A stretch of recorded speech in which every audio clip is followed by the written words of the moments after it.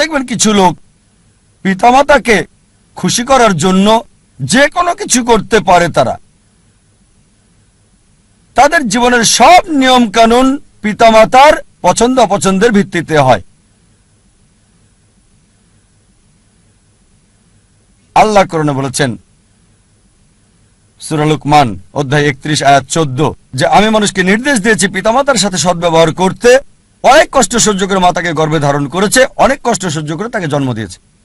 ঠিক তারপরে আয়াত সূরা লুকমান অধ্যায় 31 আয়াত 15 বলছে যদি তোমার পিতামাতা চেষ্টা করে জিহাদ করে চেষ্টা আর সংগ্রাম করে তোমাকে বাধ্য করে আল্লাহ সুবহানাহু ওয়া তাআলা ছাড়া অন্য কারো ইবাদত করতে যে বিষয়ে তোমার কোনো জ্ঞান নেই, তাদের মানবে না, তবে তাদের সাথে থাকো ভালোবাসা আর মমতা দিয়ে।